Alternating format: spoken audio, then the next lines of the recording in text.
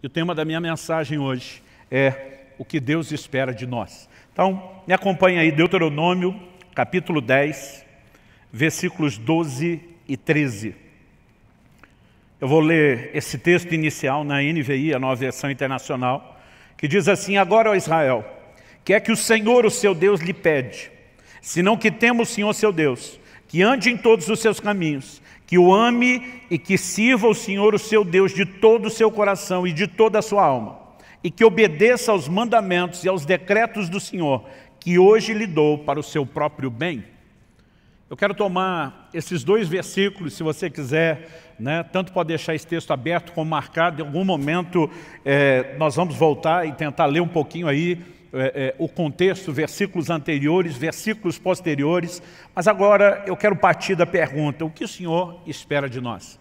A versão atualizada de Almeida, Nova Almeida atualizada, usa a pergunta: o que é que o Senhor requer de ti? No entanto, a expressão usada no original, esse requer, conota um pouquinho mais do aspecto de exigência, mas a palavra usada no original hebraico fala de pedir. Deus pede. Isso não precisa necessariamente ser confundido como opcional, mas eu quero tomar exatamente essa frase: o que é que Deus pede? E eu gostaria que a gente pudesse conversar a respeito desse assunto, da expectativa de Deus, daquilo que Ele requer de nós, pensando esse assunto em pelo menos 3 aspectos. Eu quero fazer aqui 3 perguntas. Primeiro, por que Deus faria algum tipo de exigência a nós, ao seu povo, aqueles que o seguem? Segundo lugar, o que exatamente Deus requer de nós? E, em terceiro lugar, nós vamos tentar trabalhar a razão, o motivo desse pedido que Deus fez. Então, acredito que olhando para o próprio texto, nós podemos entender que o fato de Deus fazer exigências, e não apenas nos colocar numa posição onde a gente pode pedir algo a Ele, mas Ele também pedir a nós, precisa nos ensinar algo. Eu gosto de dizer que oração não é apenas o meio através do qual eu e você recebemos de Deus aquilo que a gente quer. Oração também deveria ser, em contrapartida, o meio através do qual Deus recebe de nós, consegue de nós o que Ele quer. É o que nós aprendemos quando o Senhor Jesus, no jardim do Getsêmani, dobra os seus joelhos para dizer a Deus: seja feita não a minha, mas a sua vontade. Muitas vezes nossa vontade pode entrar em rota de colisão com a vontade de Deus. E nós precisamos entender que o ambiente de oração, o mesmo ambiente onde nós podemos pedir a Deus e conseguir de Deus algumas coisas que queremos, também deveria ser um ambiente de rendição, onde Deus possa conseguir de nós aquilo que Ele quer. Isso significa que, seja na oração ou em qualquer outro aspecto do nosso relacionamento com Deus, nós temos que reconhecer que esse relacionamento é uma via de mão dupla. Nós precisamos entender que no relacionamento com Deus, nós temos não só direitos, mas nós também temos deveres. Hoje em dia eu vejo uma ênfase de um evangelho que ele promove, simplesmente anuncia o bônus. Não se fala muito a respeito do ônus, qual é o seu compromisso, quais são as suas renúncias, mas é fato que o relacionamento de Deus com o homem, desde o início da criação, quando Deus estabelece o primeiro casal no jardim, antes da queda, antes do pecado, nós vemos um posicionamento claro de um Deus que, por um lado, disponibilizou, ofereceu a eles direitos e disse: vocês podem comer de todas as árvores do jardim, usufruam de tudo isso porque é para o bem de vocês. Mas o Senhor faz uma restrição. Ele diz: mas da árvore do conhecimento do bem e do mal, vocês não podem comer. Então eles tinham direitos, mas eles também tinham deveres. E quando olhamos essa perspectiva, por mais que pareça um tanto quanto óbvia, eu acredito que ela não tem estado tão presente na forma de pensar dos crentes de uma forma geral. Muitas vezes olhamos para Deus como aquele que tem um compromisso de nos abençoar, de fazer aquilo que nós queremos, e afinal de contas é por isso que a maioria acaba se disponibilizando, pelo menos no início, antes de ter tanto entendimento ou maturidade, a andar com Deus, porque vê o lucro de um Deus que vai atendê-lo.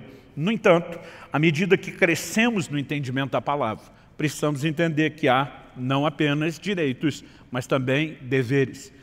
Essa via de mão dupla com direitos e deveres, ela tem por trás de si uma lógica.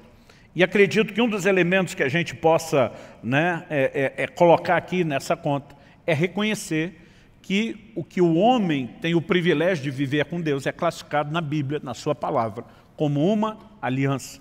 E a aliança envolve compromisso das duas partes, nunca de uma parte só. Depois Deus tirar a nação de Israel do Egito, debaixo do domínio de Faraó, da escravidão na qual viviam, ele faz isso com um projeto muito claro, levá-los a uma terra prometida, e assim que saem e param no Monte Sinai, observe o que é que Deus manda Moisés falar para eles. Êxodo, capítulo 19, do versículo 3 até o 6, diz assim: Moisés subiu para encontrar-se com Deus, e do monte o Senhor o chamou e lhe disse: assim você falará à casa de Jacó e anunciará aos filhos de Israel: vocês viram o que fiz aos egípcios e como levei vocês sobre asas de águia e os trouxe para perto de mim. Agora, pois, se ouvirem atentamente a minha voz e guardarem a minha aliança, vocês serão a minha propriedade peculiar dentre todos os povos. Porque toda a terra é minha e vocês serão para mim um reino de sacerdotes e uma nação santa. São essas as palavras que você falará aos filhos de Israel. Deus estava dizendo: eu tirei vocês do Egito, eu os trouxe sobre as asas da águia, eu tenho guiado vocês, eu tenho guardado vocês, eu tenho feito grandes coisas em favor de vocês, porque eu tenho um plano. Agora Deus está dizendo: se vocês querem ser a minha propriedade peculiar dentre todos os povos, que é o meu projeto, vocês têm que guardar a minha aliança. Em outras palavras, Deus está dizendo: nessa aliança não existe apenas um compromisso da minha parte com vocês, de intervir, de salvar, de redimir, de guiar, de proteger, mas precisa existir da parte de vocês um compromisso de guardar a minha aliança. Isso significa ouvir atentamente a voz do Senhor, andar em obediência a Ele. Então, nós vamos percebendo esse desenho. E, obviamente, quando a gente fala de uma via de mão dupla, de direitos e deveres, de compromisso das duas partes, embora a gente entenda uma parte desse aspecto do relacionamento que envolve o compromisso das duas partes, eu acredito que a gente pode não só não enxergá-lo de forma completa, como enxergá-lo de uma forma deficiente, incompleta. Nós precisamos entender que nesse relacionamento, Deus tem o direito de pedir e de exigir algo, não só porque além de direitos tem deveres, não só porque além de bônus tem ônus, não só porque a aliança requer o compromisso das duas partes, mas aquilo que deveria ser entendido como óbvio, nessa relação, Deus é o Senhor e nós somos seus servos. Embora haja compromisso das duas partes, não significa que nós estamos na mesma posição, naquele lugar de direitos iguais. Ele é Senhor. E senhorio implica no quê? Basicamente, em obediência, em submissão, em rendição. É por isso que em Lucas, no capítulo 6, no versículo 46, o Senhor Jesus diz: por que é que vocês me chamam Senhor, Senhor, e não fazem aquilo que eu mando? Ele está dizendo: é incoerente me chamar de Senhor. A palavra Senhor, a gente tem repetido isso aqui, era usada por um escravo quando ele se dirigia ao seu amo. A palavra Senhor significa dono, possuidor. Aquele escravo não tinha vontade própria, ele vivia para fazer a vontade do seu Senhor. Agora Jesus está dizendo: como é que vocês me chamam de Senhor, mas em vez de fazer a minha vontade, em vez de fazer o que eu mando, vocês decidem andar na sua própria vontade, fazendo apenas aquilo que vocês querem. Então, quando nós começamos a pensar esse desenho, acredito que isso nos ajuda a entender melhor o que é o relacionamento com Deus. Não estamos atrás de uma única intervenção de Deus ou outra, não estamos apenas atrás do favor do Senhor e do que Ele pode fazer de nós. Nós queremos o relacionamento, o pacote completo. Nós queremos interagir com Ele exatamente da forma como Ele espera de nós. Você pode dizer amém? Então, precisamos entender, pressupõe-se que Ele tem todo o direito de externar esse tipo de expectativa em relação a cada um de nós. A segunda coisa que eu gostaria que a gente pudesse pensar, de acordo com esse texto, é o que exatamente, especificamente, o que Deus requer de nós. Então, nessa pergunta que Deus, através de Moisés, faz à nação de Israel, e agora, ó Israel, o que é que o Senhor, seu Deus, lhe pede? Senão que tema o Senhor. Em primeiro lugar, ele destaca aqui temer a Deus. Você pode repetir isso comigo? Diga: temer a Deus. Mais uma vez, com gosto e vontade. Vamos tentar, planeja, junta força aí dentro de você, e diz comigo: temer a Deus. Ótimo. A segunda coisa, ele diz assim: que ande em todos os seus caminhos. Segundo lugar, diga comigo: andar em seus caminhos. E depois ele diz, e que ame e sirva o Senhor, seu Deus, de todo o seu coração e de toda a sua alma. Terceiro lugar, diga, amar e servir com intensidade. Então podemos repetir as três, diga, temer a Deus, andar nos seus caminhos, amar e servir com intensidade. Mas pastor, tem 4, porque o texto diz aqui que obedeça aos seus mandamentos. Eu quero te mostrar, depois de falar dessas primeiras 3 coisas, que a 4ª é apenas um resumo, um arremate final. Por quê? Temer a Deus é mandamento a ser guardado. Andar nos seus caminhos é mandamento a ser guardado. Amar e servir o Senhor de todo o coração é mandamento a ser guardado. Então, acredito que quando ele encerra falando sobre guardar os mandamentos, ele não está necessariamente falando de um 4º aspecto, né? Mas ele está arrematando a ideia de que a nossa relação com Deus se resume na obediência que nós devemos a Ele. Mas vamos falar em primeiro lugar do temor a Deus, né? Eu tenho percebido que muitas pessoas têm tratado do assunto do temor a Deus de uma forma muito equivocada. Hoje em dia, muita gente tem falado a respeito da graça de Deus. A graça de Deus não é um assunto novo. Ela é anunciada desde o início da história da igreja, desde o início do Evangelho. No entanto, a graça não apenas ela foi ensinada e proclamada dentro dos fundamentos bíblicos, ela também tem sido, ao longo do tempo, distorcida. Em Judas, né, no capítulo único, verso 4, ele fala daqueles que estão, né, transformando a graça de Deus em libertinagem. Alguns, não entendendo o favor oferecido de Deus, começaram a tratar da graça como se fosse uma permissão para pecar, e não a capacitação, o empoderamento divino para a obediência. Outros começaram a trazer uma ideia, como se do Velho para o Novo Testamento, Deus mudou. Né? Eles não falam dessa forma, mas a conclusão que nós chegamos é que parece que Deus se converteu. No Velho Testamento Deus era mau, terrível, né? Exercia juízo, mas no Novo ele virou amor. O que é uma grande bobagem, tratar Deus como se ele fosse, né, alguém possível de sofrer mudança. Em Malaquias 3,6 Deus diz, eu, Senhor, não mudo. Tiago capítulo 1, verso 17, a Bíblia diz, nele não há mudança, nem sombra de variação. Logo, não há mudança em Deus. Então nós não podemos olhar como se no Velho Testamento Deus fosse uma coisa e no Novo Testamento ele tivesse se tornado outra. Logo no 2º século da era cristã, né, houve um camarada que trouxe muitas distorções, muitas heresias, chamado Marcião. E a gente brinca que até hoje existem os marcionitas, são aqueles, né, que acabam replicando o ensino dele, conhecendo ou não. Ele dizia que o Deus do Velho Testamento era um e o do Novo Testamento era outro. Né? No Novo Testamento ele não aceitava nem os evangelhos e o ensino de Jesus. Era só Paulo que tinha a revelação. E alguns parecem estar agindo assim. Eu tenho visto gente dizer, temor é coisa do Velho Testamento. E eu digo para alguns, eu acho que você não andou lendo o Novo Testamento. Né? Embora nós estamos partindo de um texto do Antigo Testamento falando sobre temer a Deus, Atos 9:31 diz, assim a igreja tinha paz por toda a Judéia, Galiléia e Samaria, edificando-se e caminhando no temor do Senhor e no consolo do Espírito Santo crescia em número. No mesmo ambiente onde havia temor de Deus, havia consolo do Espírito Santo. Nós precisamos entender que não são coisas excludentes, são coisas que se complementam. Paulo escreve aos Efésios e diz que nós devemos sujeitarmos uns aos outros no temor de Cristo. Então, o Novo Testamento fala de temor, temor estando na igreja, devendo estar na vida do cristão. Agora, essa palavra, a maior parte das vezes traduzida como temor no Novo Testamento, no original grego, ou é a palavra phobeu, ou a sua raiz, né, phobos. A gente conhece o termo fobia, que procede de lá, que significa medo. Né? A tradução dessa palavra, que muitas vezes aparece como temor, ela sugere tanto medo e receio, como também tem a conotação de respeito e reverência. Agora, eu olho para algumas pessoas e percebo que elas dão um ênfase na palavra, como se eu e você tivéssemos que viver aterrorizados em relação a Deus. Outros parecem tentar eliminar isso completamente, quase como se o respeito e a reverência não tivessem nenhuma ponta, nenhum aspecto de temor. E na verdade essas coisas meio que se misturam. Mas nós precisamos entender a necessidade de um equilíbrio, mesmo no uso dessa palavra.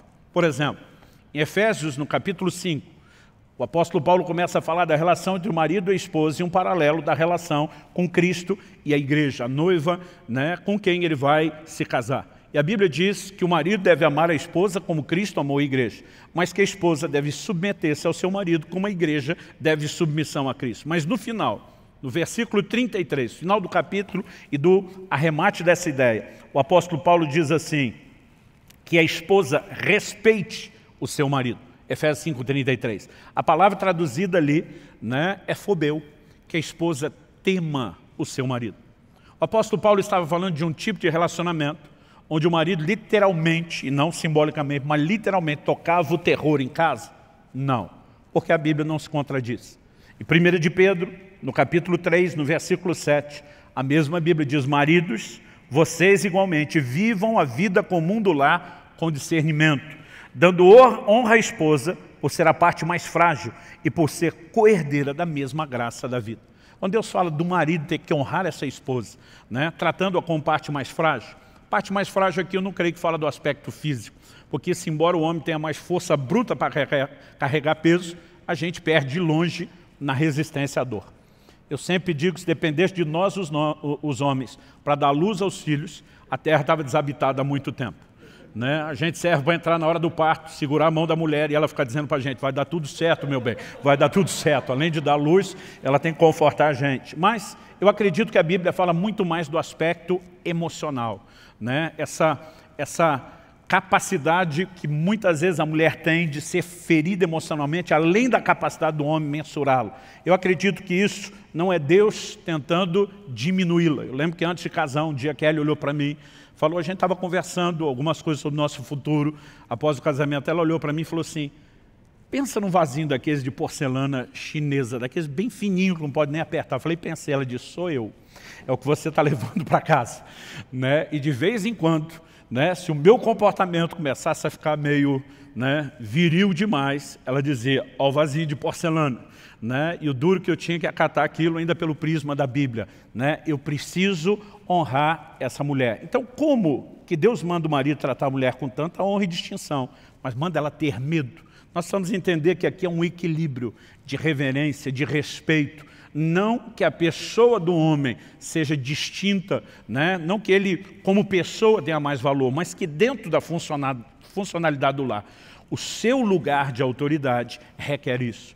Então, nós precisamos entender que há um equilíbrio. A palavra temor, ela nunca vai excluir totalmente essa questão do medo, mas ela não pode estar centrada só nela. Deve ser uma combinação entre um e outro.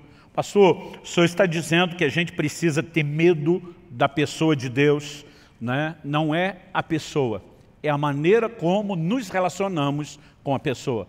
A mesma Bíblia que apresenta esse Deus, né, como amor, também apresenta esse Deus como justo. Nenhum atributo de Deus vai excluir o outro. E muitas vezes a ênfase de alguns desses pregadores da graça é porque Deus é amor, Ele não julga. Ele é tanto uma coisa quanto outra. Né? Em Romanos, por exemplo, no capítulo 13, no versículo 3, o apóstolo Paulo diz assim, porque os magistrados não são para temor quando se faz o bem, e sim quando se faz o mal. Você quer viver sem medo da autoridade? Faça o bem e você terá louvor dela. Basicamente, Paulo está dizendo que não precisa temer a autoridade, ele disse, se você se conduzir de forma correta, não precisa temê-la. Agora, se estiver fazendo errado, deve temer. Aonde está a ênfase do aspecto do medo? Se eu desobedecê-lo, as consequências de um Deus que é justo serão inevitáveis. Isso não significa que eu preciso ter medo de que Ele queira o mal. Esse é o mesmo Deus que desde a antiga aliança já dizia, eu é que sei os pensamentos que eu tenho acerca de vós, são planos de bem e não de mal, para vos dar um futuro e uma esperança. No entanto, esse mesmo Deus é chamado muitas vezes de um Deus terrível, né? Porque a consciência do quão correto e justo, ela deve encher o nosso coração de temor, pelo fato de que quando desrespeitamos os seus mandamentos, as consequências, elas virão. Vou falar sobre esse assunto de consequência daqui a pouco. Vamos voltar aqui para a ideia do temor. Eu acredito que devemos temer as consequências de não obedecer a Deus e não ter medo da sua pessoa.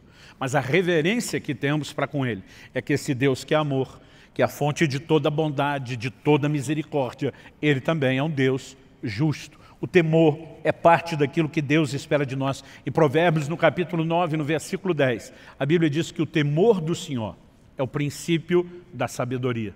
né? Isso nos ajuda a nos conduzir de forma correta. Em segundo lugar, vamos falar aqui a respeito de andar em seus caminhos. O que significa isso?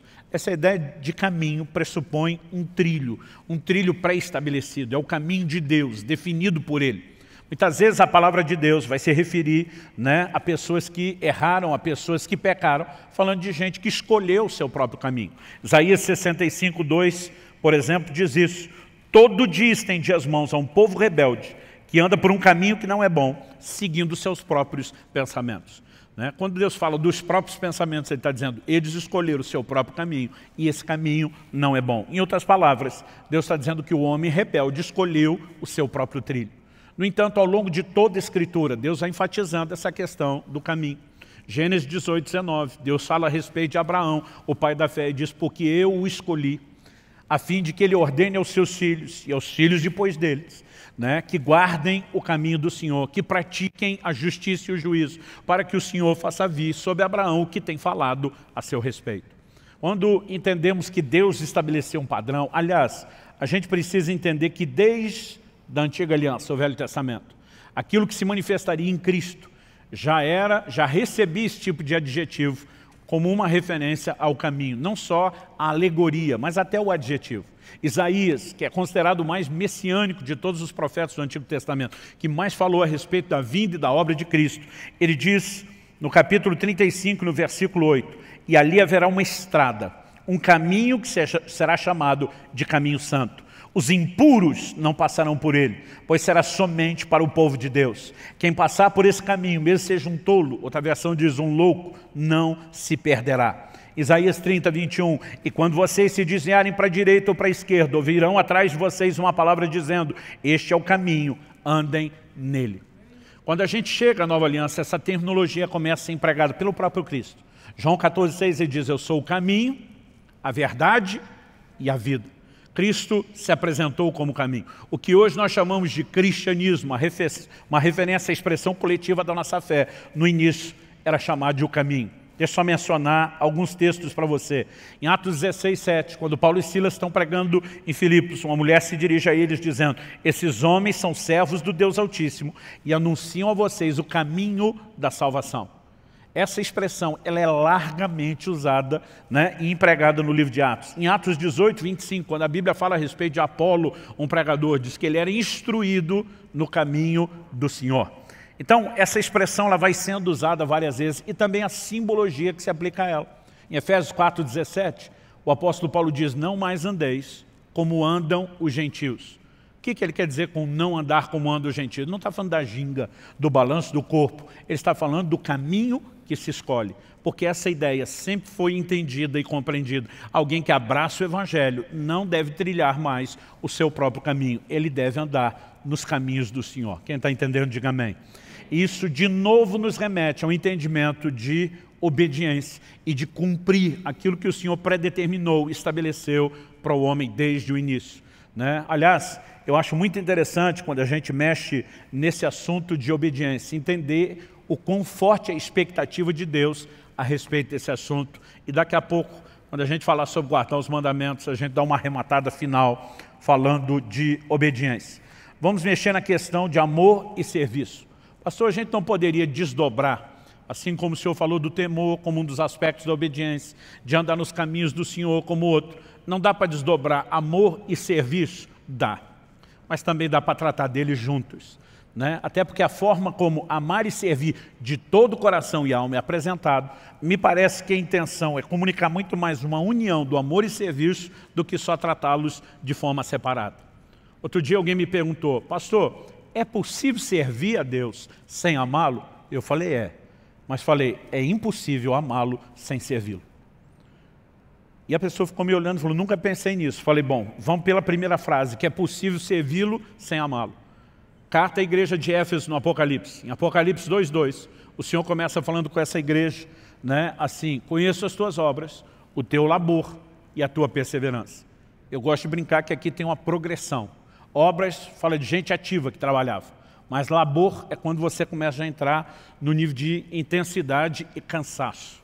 Agora, perseverança É aquele modo que de vez em quando nós estamos botando pilha nos nossos pastores, nos nossos líderes, que é sangue nos olhos, faca no dente, né? É quando você, com ou sem vontade, com ou sem inspiração, você põe tudo de você naquela disposição de serviço. Eles tinham uma alta performance, mas nos versículos 4 e 5, nós vemos o Senhor falando: tenho, porém, contra ti, que abandonaste o teu primeiro amor.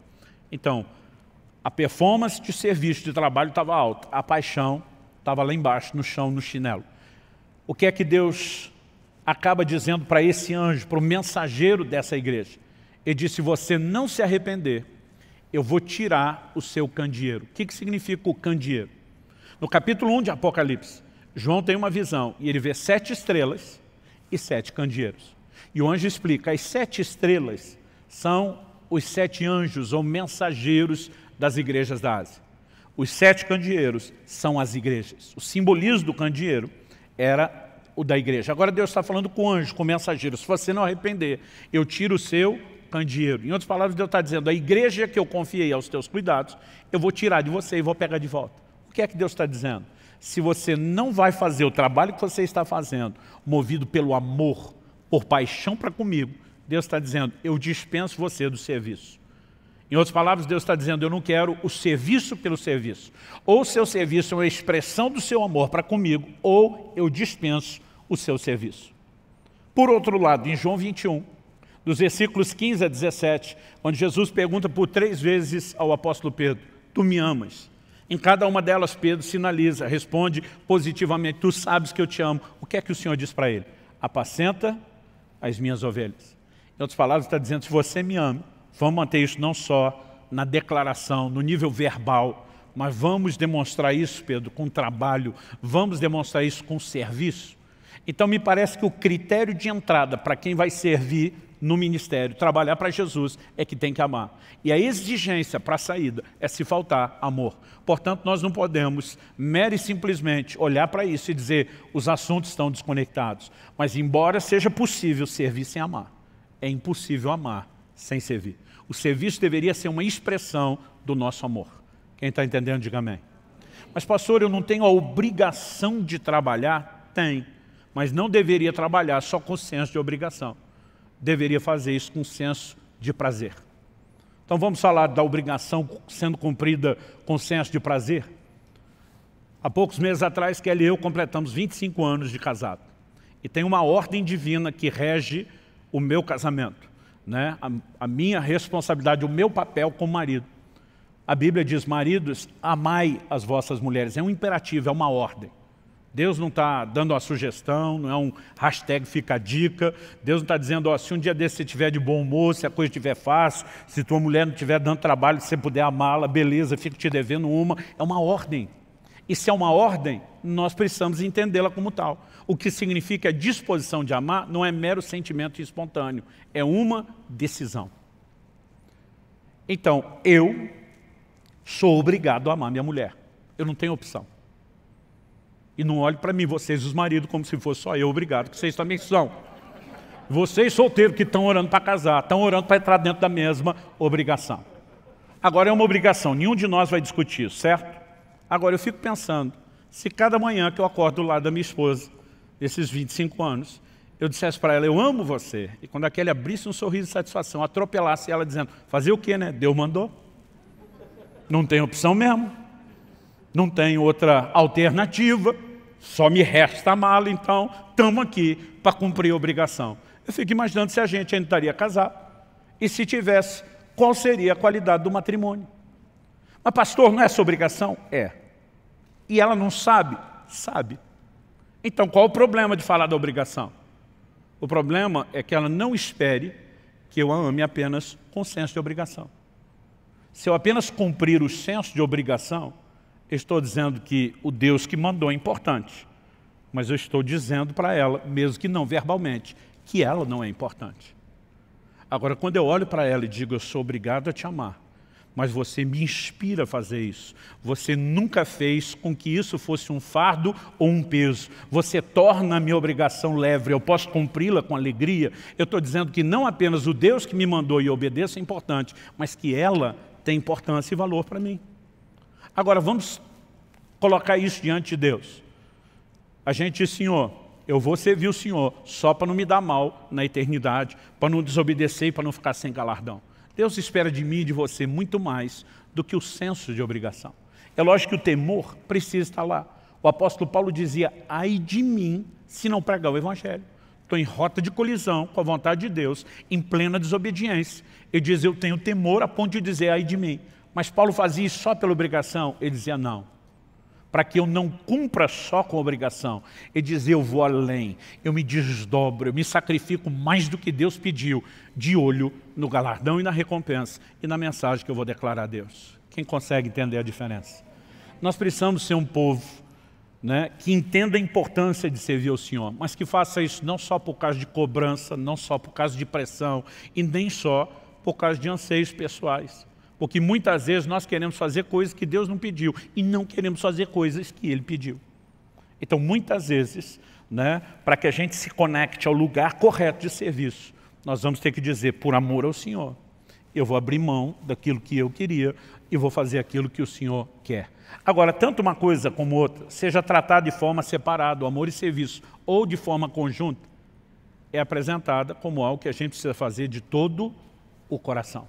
Eu acredito que é nessa expressão que fica muito claro e evidente que Deus espera de mim e de você, mais do que o senso de obrigação, mas o senso de prazer, de dedicação total e plena a Ele. Isso significa que nós temos que dar o melhor de nós nessa relação, tanto de amor como de serviço. Você pode dizer amém? Então, depois de falar de temer ao Senhor, de guardar os seus caminhos, em terceiro lugar, destacar aqui o amor e o serviço intenso de todo o coração, nós vemos Deus arrematando o assunto, falando sobre guardar os seus mandamentos. Como eu disse antes, guardar os mandamentos não é um quarto aspecto. Na verdade, é aquilo que resume todos os outros aspectos.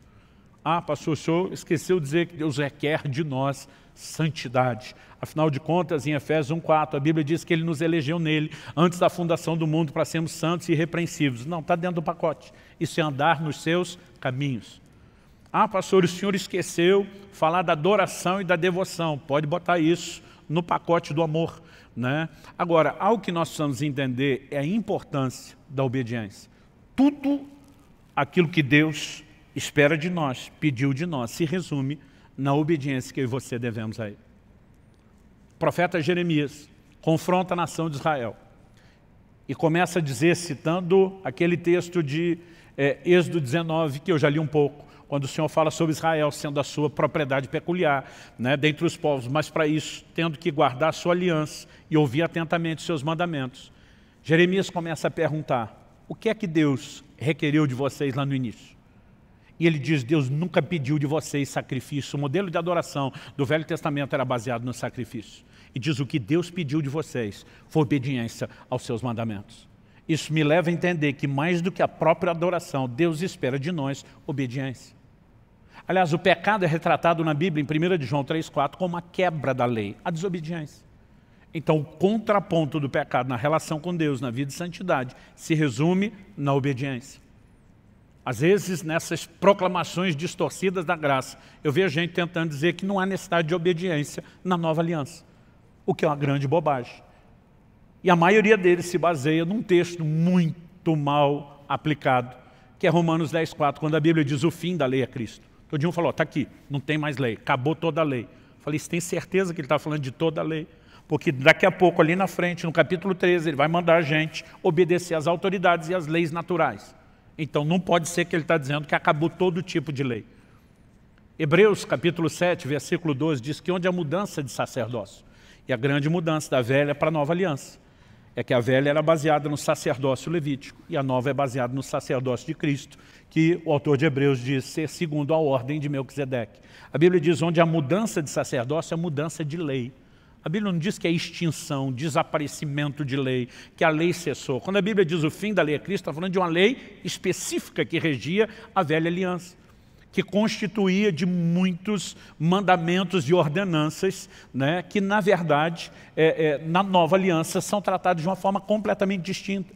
Em Colossenses 2, 16 e 17, em Hebreus 10, 1, a Bíblia enfatiza que a lei não tem a imagem exata das coisas, mas a sombra de bens vindouros. Eles tinham muitas ordenanças, como, por exemplo, sacrifício de animais, que eu e você não temos que fazer, essas coisas cessaram. Aliás, na verdade, Jesus ainda diz assim, eu não vim extinguir a lei, eu não vim suprimir a lei. Ele diz, eu vim cumprir. Porque a lei, além de ter um caráter temporário, tinha um caráter profético, ela apontava para Cristo. Jesus diz para os judeus, seus dias, examinais as Escrituras, e são elas que testificam de mim, tudo converge na pessoa de Jesus, e muita dessa simbologia se cumpre no sacrifício de Cristo. Agora, isso não significa que não haja mandamentos. Jesus diz, um novo mandamento vos dou. Novo pressupõe essa mudança de lei, mas que também agora há mandamentos a serem obedecidos. Aliás, em Mateus, no capítulo 28, no que nós chamamos de a grande comissão, nos versículos 19 e 20, a Bíblia diz assim, portanto vão e façam discípulos de todas as nações, batizando-os em nome do Pai, do Filho e do Espírito Santo, ensinando-os a guardar todas as coisas que tenho ordenado a vocês. E eis que estou com vocês todos os dias até o fim dos tempos. Ou como diz uma versão mais clássica, até a consumação dos séculos. O Senhor Jesus estava dizendo o quê?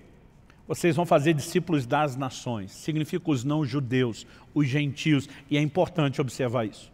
Porque eu vejo muita gente hoje em dia, em nome de um discurso da graça, dizendo, né, que Jesus, né, veio para ensinar os judeus. Como se aquilo que ele ensinou não se aplicasse a nós. Como se a revelação da nova aliança partisse apenas das epístolas dadas por meio dos apóstolos. O livro de Hebreus nos fala que a salvação foi inicialmente anunciada por Nosso Senhor e continuada pelos apóstolos. Quem começou a proclamar o Evangelho foi o próprio Cristo, e eles deram continuidade. Trouxeram mais informações, claro.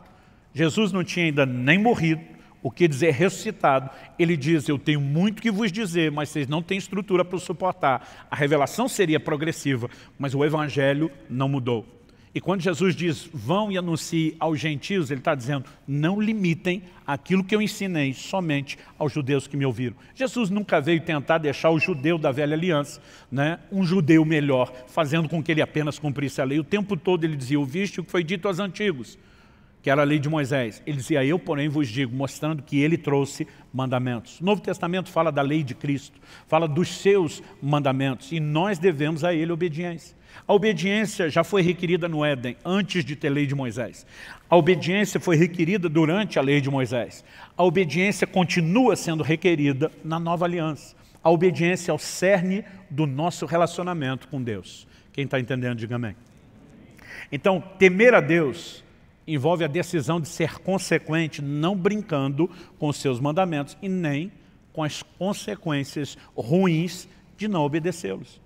Por exemplo, o Novo Testamento nos adverte, em Hebreus 12, 16, dizendo, cuidem para que não haja nenhum impuro ou profano como foi Esaú, o qual por um prato de comida vendeu o seu direito de primogenitura. Quando a Bíblia está dizendo, cuide para que não haja nenhum no meio de vocês como Esaú, está dizendo que esse comportamento pode ser repetido. Pode ser repetido nos nossos dias, pode ser repetido por um de nós. E que tipo de comportamento foi esse? O de um inconsequente. Alguém que por um prazer momentâneo não considera o valor e a continuidade, a permanência daquilo que Deus oferece. Agora, está falando de alguém, né, que não consegue avaliar os valores do que é espiritual, o que é natural, né, e nem as consequências de tomar esse tipo de decisão. O temor a Deus, eu creio que ele envolve a decisão de ser consequente.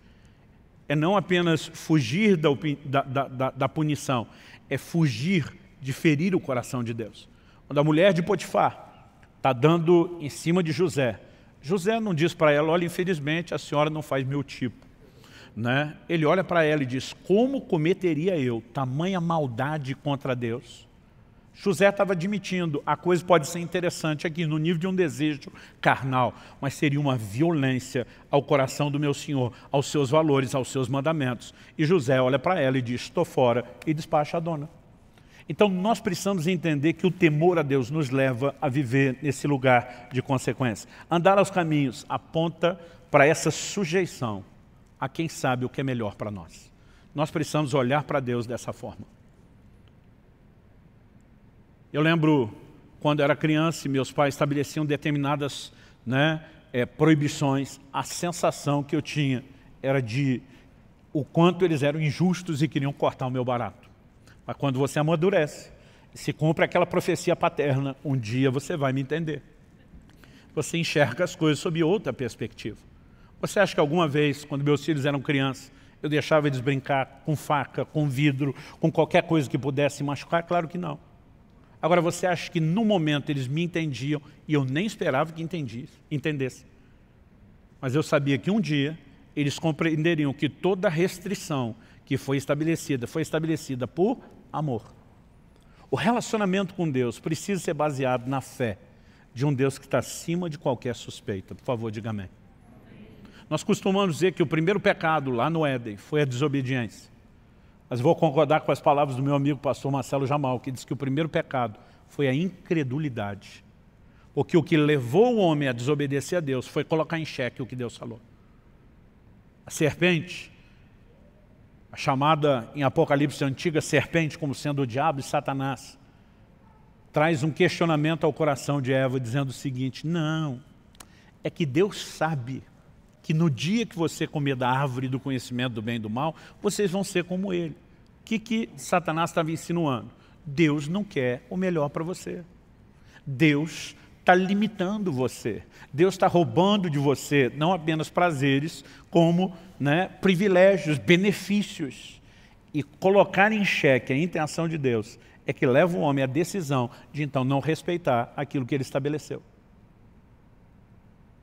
O Novo Testamento nos mostra uma preocupação de Paulo dizendo: eu temo que vocês possam se comportar da mesma forma como Eva diante da serpente, colocando em xeque aquilo que Deus falou.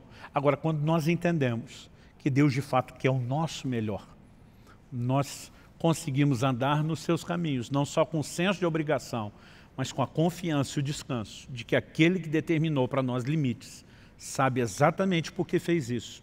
E com certeza, no final das contas, e esse é o último ponto que nós vamos explorar aqui, ele está interessado no nosso melhor. E por último, quando falamos sobre amar e servir a Deus, lembrar que isso são obrigações a serem cumpridas com senso de prazer. Mas eu quero terminar aqui com uma última pergunta. Qual a razão desse pedido que Deus nos fez? Quando ele diz à nação de Israel: o que é que o Senhor pede de vocês? Ele diz que temam o Senhor, que andem nos seus caminhos, que o amem e o sirvam de todo o coração, guardem os seus mandamentos. Ele termina no final do verso 3 dizendo: para o seu próprio bem. Em outras palavras, ele sinaliza: isso não é algo que vai beneficiar a Deus. Deus não vai ficar melhor na fita se o povo dele estiver mais bem comportado. Deus não tem necessidade de absolutamente nada que eu e você possamos fazer ou oferecer a ele. Aliás, em Atos 17, na pregação de Paulo, lá no Areópago, em Atenas, ele faz a seguinte afirmação, versículos 24 e 25 de Atos 17. O Deus que fez o mundo e tudo o que nele existe, sendo ele Senhor do céu e da terra, não habita em santuários feitos por mãos humanas, nem é servido por mãos humanas, como se precisasse de alguma coisa. Então, ele não precisa de nada. Aliás, Paulo termina dizendo assim: pois ele mesmo é quem a todos dá a vida, a respiração e tudo mais. Basicamente, Paulo diz: Deus não precisa de você, você é que precisa dele. Sua subsistência é que depende dele, não a dele de você. Então, a única razão para Deus nos pedir isso não é porque ele tenha necessidade, não é que ele precise do meu temor, da sua disposição de andar nos seus caminhos, da nossa decisão de amá-lo e servi-lo de todo o coração. É porque ele está interessado no nosso próprio bem. E quando age dessa forma, aliás, eu tinha dito no início para vocês deixar o texto reservado lá de Deuteronômio. Se você puder voltar em Deuteronômio 10.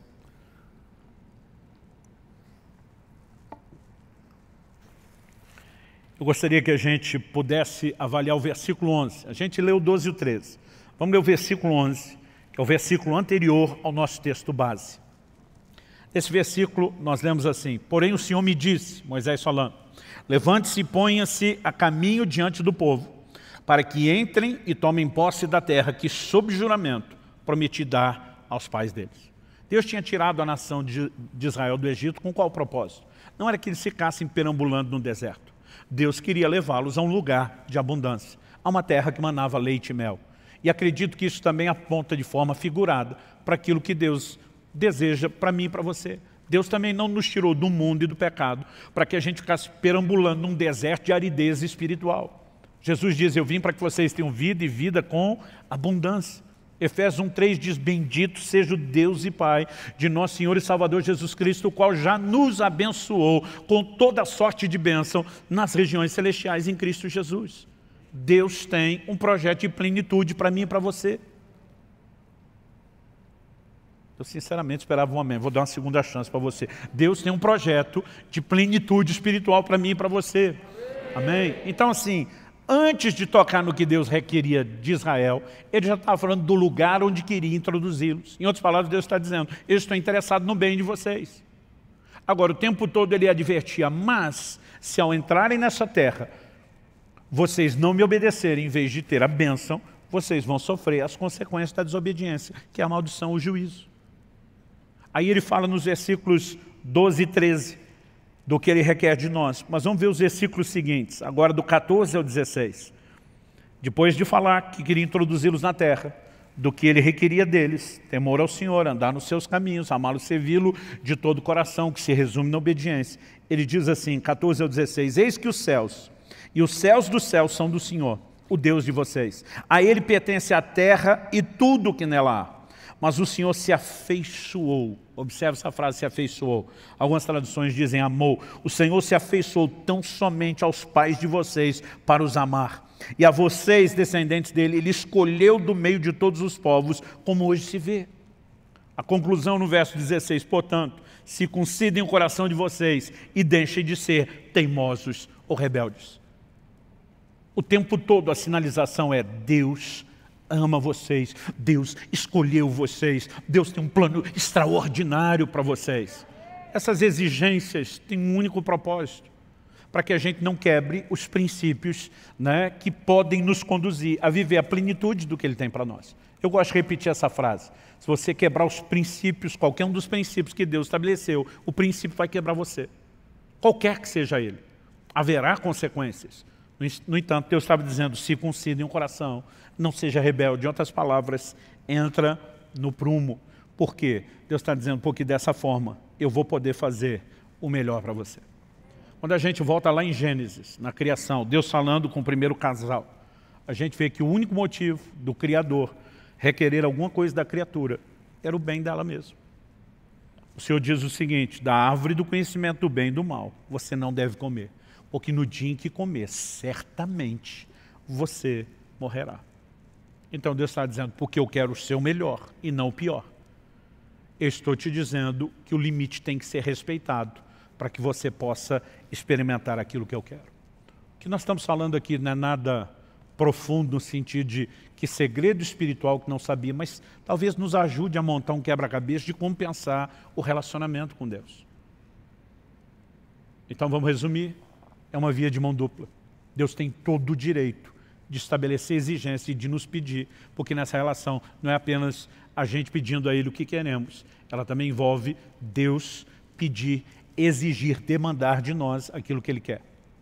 Nós precisamos entender exatamente quais são esses aspectos de obediência, mas a obediência como centro. Nós precisamos entender que o grande beneficiado da nossa obediência não é Deus. É lógico que Ele também vai poder colher esse relacionamento com gente que está próximo e não distante. Mas o grande beneficiado seremos nós mesmos. E quando a gente consegue simplificar isso tudo, é muito mais fácil oferecer resistência aos ataques do inimigo. Porque assim como bombardeou Eva, Satanás vai fazer com cada um de nós. Muitas vezes nós somos questionados, será que vale a pena? Estou sendo fiel a Deus, não estou vendo resultado. O tempo todo nós vamos receber essas setas de dúvidas, né, que o inimigo lança tentando colocar em xeque o caráter de Deus. Não foi o que aconteceu com a mulher de Jó? Ela, quando vê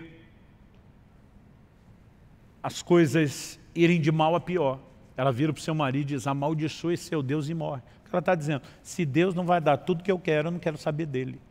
Jó olha para ela e diz, você fala como uma louca. Nós recebemos de Deus o bem, não vamos receber o mal. apesar da Bíblia ser clara em dizer que o mal não procedia necessariamente do Senhor, Jó está olhando e dizendo, ele está no controle de todas as coisas. Ele não estava aceitando o mal como destino final, porque ele diz, eu sei que o meu Redentor vive e ele há de se levantar sobre a terra. Mas ele está dizendo, independente dessa circunstância mudar ou não, e não é só porque um dia vai mudar, ele está dizendo, eu não estou servindo a Deus apenas porque Ele dá aquilo que eu quero. Quando nós começamos a entender que Deus está acima de qualquer suspeita e mantemos esse nível de fé, o nosso coração acaba sendo guardado. O que Satanás trabalhou com Eva não foi um completo descrédito à palavra de Deus. Foi uma manipulação e uma distorção da palavra. Aliás, não foi assim que Satanás tentou Jesus? Lança do pináculo do templo, porque está escrito, aos seus anjos dará ordem a teu respeito para que te guardem. Eu percebo que muitos cristãos que têm um conhecimento superficial das Escrituras, eles estão à mercê não só de ensinos errados, que tem espíritos de demônio por trás desses ensinos, mas eles estão à mercê muitas vezes de setas do inimigo tentando distorcer a aplicação da palavra. Mas à medida que vamos fortalecendo esse pensamento de uma maneira completa, sadio, mantendo esse Deus está interessado no nosso bem, acima de qualquer suspeita. Eu não entendo porque Ele ainda não fez. Eu não entendo porque Ele ainda não respondeu. Eu não entendo, mas uma coisa é certa. Ele está no controle e Ele não falha. Eu gosto de uma frase de Lutero, o grande reformador. Ele diz, não conheço os caminhos pelos quais Ele me conduz, mas conheço bem o meu guia. Então podemos confiar nele, independente de entender os caminhos escolhidos ou não. Quando entendemos que no final das contas é tudo para o nosso bem, eu creio que o nosso coração começa a se blindar contra essa provocação do inferno, uma rebeldia ao controle e ao governo de Deus. Eu espero, como eu disse no início, isso não serve apenas para o ano de 2021. Os princípios bíblicos que abordamos aqui são atemporais. Mas nesse início de ano, logo nesses primeiros domingos, eu espero que você, em vez de apenas externar para Deus o que é que você espera dele, que você também abra o seu coração para entender o que é que Ele espera de você. O que é que o Senhor requer de você. Que você o tema. Que você ande nos seus caminhos. Que você o ame e o sirva de todo o seu coração. Porque isso tudo se resume na obediência de um Deus que quer o seu melhor. Que estabeleceu um caminho de mão dupla, não porque Ele queria tirar mais do que dar, mas queria nos ensinar que o compromisso é das duas partes, sem que nunca a gente perdesse de vista o interesse dele em nós, o seu amor. Romanos 8,32 diz, se Deus não poupou, nem mesmo ao seu próprio Filho, antes o entregou por amor de nós, como não nos dará juntamente com Ele, com Jesus que já foi dado, todas as coisas? A Bíblia fala de um Deus que está disposto a qualquer coisa. Isso não significa que Ele não tenha planos, que Ele não tenha um propósito, que Ele não tenha caminhos personalizados, mas a intenção do fato de Deus querer o nosso bem nunca pode ser questionada. Nossa fé precisa ser firmada nisso. Você acha que não passou na cabeça do José, lá naquela prisão, naquele calabouço? E aí, José, valeu a pena você ter descartado a dona lá, a mulher de Potifar? Ela se vingou de você. Onde é que você veio parar? Por um instante, José, por um tempo, por alguns anos, José esteve na prisão. Mas esse não foi o seu destino final. 1 Samuel 2,30 diz que Deus honra aqueles que o honram, mas os que o desprezam serão desprezados. Como você quer determinar o seu relacionamento com Ele? Eu escolho honrá-lo. Eu escolho lembrar que no final essa honra não só não me custa assim tão caro, como na verdade tem um retorno poderoso. Além de me manter conectado e não distante de Deus, eu vou experimentar como resultado final o melhor de Deus. Isso é a proposta da Escritura e nós não podemos pensar de forma diferente. Eu tenho orado e tenho dito, Senhor, o que é que você quer de mim para esse ano? Eu sei que nós temos aqui princípios que são para todos nós, sem exceção. Mas muitas vezes Deus pode trazer algo que é personalizado, que é só para você. Eu já tive anos onde eu li a Bíblia várias vezes. Já tive anos onde no ano todo eu li a Bíblia uma vez só. Eu já tive anos onde eu estudei como nunca. 2020, Deus mandou reduzir drasticamente as viagens. E um dos propósitos era não só produzir, mas crescer. E nós precisamos, né, não apenas dizer para Deus quais são os nossos alvos. Nós precisamos orar, buscar de Deus o Espírito Santo.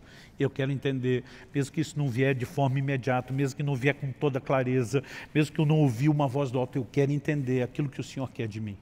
Sem contar essa disposição. Você consegue imaginar se cada um de nós, não apenas os que compõem a comunidade Alcance aqui de Curitiba, se cada um de nós no corpo de Cristo decidisse atender o que Deus espera de nós e dessemos a Ele, né, o temor do nosso coração, a disposição de andar nos seus caminhos, a decisão de amá-lo e servi-lo de todo o coração, dizendo obediência ao trilho, porque entendemos, né, que não é uma via de mão única, mas também ao mesmo tempo cheios de expectativa, de fé, num Deus que é o nosso melhor. Você consegue imaginar o que a igreja brasileira não faria nessa nação? Então a pergunta é, por que não temos feito? E eu não estou aqui para julgar você. Talvez você seja novo na fé. Talvez você esteja no início da caminhada tentando entender e processar as coisas. Talvez você diga, pastor, eu sou, como diz a turma aí, já macaco velho. No entanto, andei dando bobeira.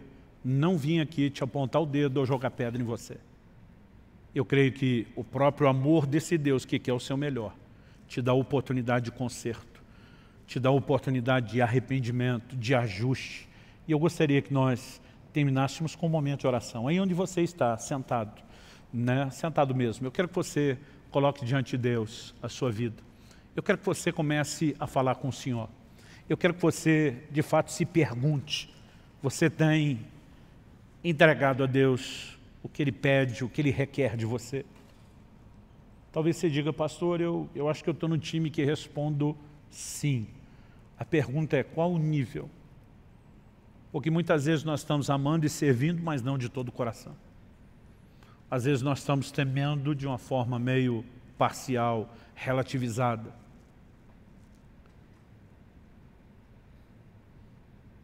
Independente de onde você esteja, eu tenho certeza que as coisas podem se tornar ainda melhores do que já estão. Se está ruim, pode melhorar. Se está bom, pode ficar melhor ainda. Pai, nós, em primeiro lugar, te agradecemos pelo privilégio de viver uma relação onde não estamos apenas debaixo do peso de obrigações. É por isso que a Tua palavra diz que os Seus mandamentos não são penosos, não são pesados. Nós oramos e suplicamos que a graça do Senhor seja derramada nesse lugar. A única forma pela qual podemos viver obediência aos Seus mandamentos, a esse alto padrão exigido na nova aliança, é por causa da capacitação, do empoderamento da graça. E nós clamamos que o Senhor derrame isso sobre nós.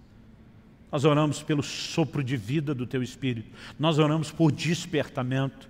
Nós queremos corresponder com aquilo que não é só uma expectativa do seu coração, é um requerimento, é uma exigência muito clara e específica, mas não queremos cumprir a obrigação só com senso de obrigação, queremos cumpri-la com prazer, e para isso suplicamos graça. Eu oro por cada um dos meus irmãos e irmãs, não apenas os que estão aqui nesse auditório, agora, nesse momento, nos acompanhando presencialmente, mas cada um daqueles que nos acompanha pela internet. Mesmo aqueles que terão acesso a esse recurso apenas na forma gravada, depois que nesse momento, enquanto ouvem, o Teu Espírito Santo possa tocar as suas vidas. Nós oramos pela inspiração do céu, nós oramos pelo fortalecimento do alto, nós oramos por restauração sobrenatural se manifestando na vida de cada um deles. Nós oramos, ó Deus, por um verdadeiro exército de homens e mulheres de Deus se levantando na disposição de entregar aquilo que o Senhor pede. Colocamos diante do Senhor não apenas o curso desse ano, mas o curso das nossas vidas, desejosos de viver o Teu melhor. Manifesta a Tua graça. Nós clamamos em nome de Jesus. Em nome de Jesus.